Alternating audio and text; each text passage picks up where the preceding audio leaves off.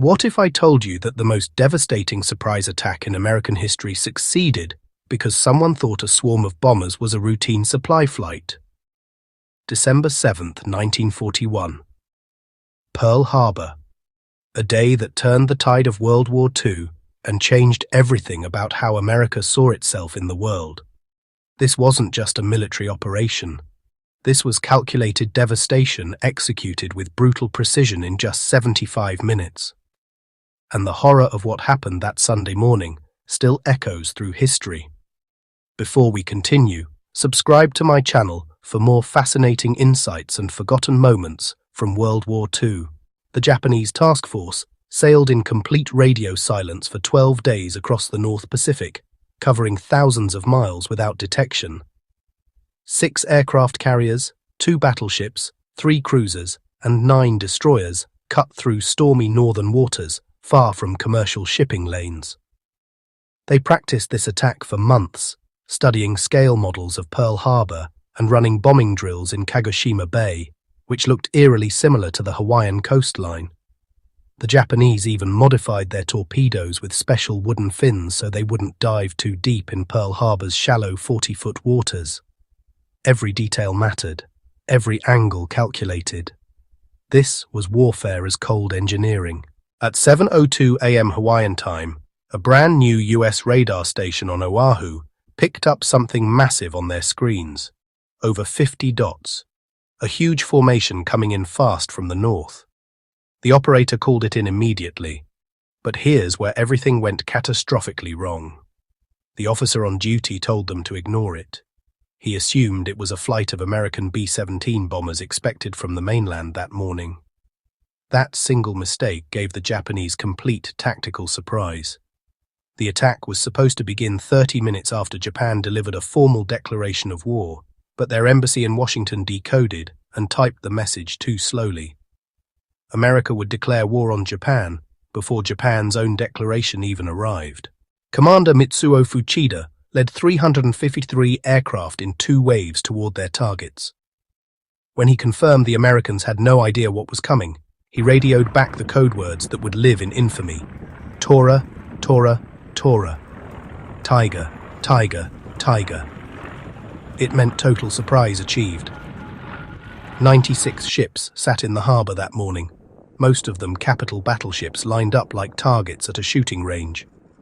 The Japanese zeroed in with savage efficiency.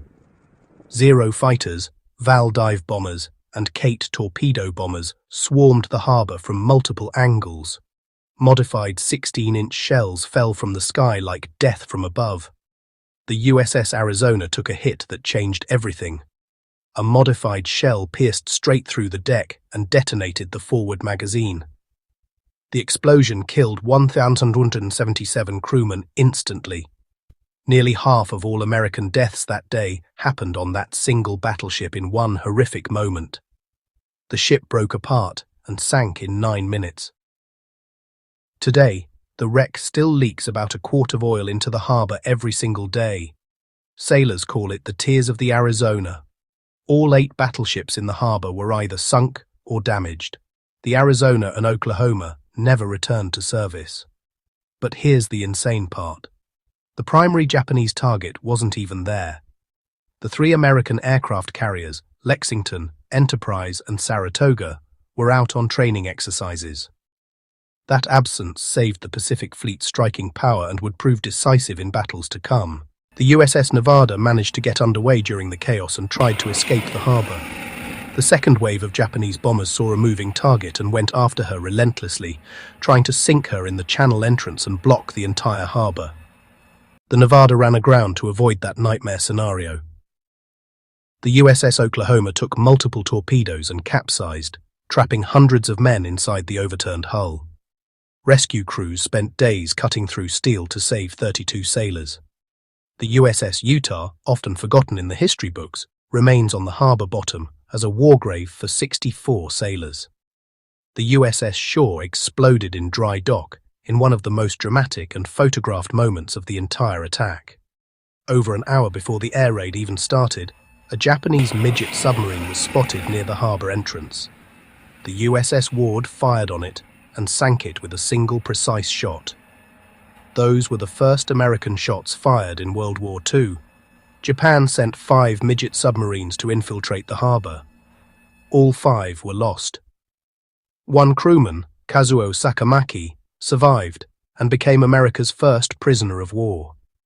A total of 188 US aircraft were destroyed, most of them still parked on the ground in neat rows. They were arranged that way to prevent sabotage, but it made them perfect targets for strafing runs. Not a single one of the 21 PBY Catalina seaplanes stationed at Kaneohe survived in working condition. The Japanese lost only 29 aircraft out of 353. 64 Japanese servicemen died in the attack. The attack lasted 1 hour and 15 minutes from first bomb to final retreat. Total American casualties: 2,403 killed and 1,178 wounded. Some anti-aircraft shells fired by panicked US defenders fell back onto Honolulu, causing civilian casualties. A US Army private accidentally shot down an American aircraft, returning from a training mission during the chaos. Several B-17 bombers arriving unarmed from the mainland during the attack had to crash land wherever they could. One pilot put his plane down on a golf course to avoid being shot down by Japanese fighters. Here's what makes this attack even more devastating. The Japanese completely ignored targets that would have crippled the Pacific Fleet for years. The submarine base was untouched. The massive fuel storage tanks holding 4.5 million gallons of oil sat there undamaged. The repair facilities and dry docks were barely touched. Admiral Isoroku Yamamoto, who planned this entire operation after studying at Harvard, knew America's industrial potential firsthand. He reportedly wrote that he feared they had only awakened a sleeping giant, though historians still debate if he actually said those exact words. What's certain is that the Japanese High Command knew they couldn't win a prolonged war. They hoped the shock would force America into a negotiated peace.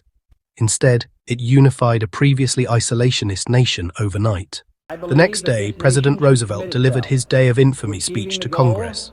It lasted just over 7 minutes. Congress declared war on Japan on December 8th with only one dissenting vote. 3 days later, Germany and Italy declared war on the United States, pulling America fully into the global conflict. Commander Logan Ramsey ordered the radio message that went out across the Pacific: air raid on Pearl Harbor. This is not drill. The museum built over the sunken Arizona was dedicated in 1962. The USS Missouri, where Japan signed the surrender documents, was later moored right next to the Arizona Memorial. Beginning and end of the war, side by side in the same harbor. Doris Miller, a black mess attendant with no weapons training, manned an anti-aircraft gun during the attack and shot down multiple Japanese planes. He earned the Navy Cross for his actions. The last surviving crew member of the USS Arizona, Lou Conter, passed away in 2024. No one who served on that doomed battleship remains alive today. The attack on Pearl Harbor held the grim distinction of being the deadliest foreign attack on American soil until September 11, 2001. That's 60 years of history defined by a single morning of calculated violence. If that stunned you, hit the like button, subscribe, and share this with someone who thinks Pearl Harbor was just another battle. Because this wasn't a battle. This was the moment America stopped looking inward and became a global military power. The real story of Pearl Harbor isn't just about what was destroyed. It's about what rose from those ashes.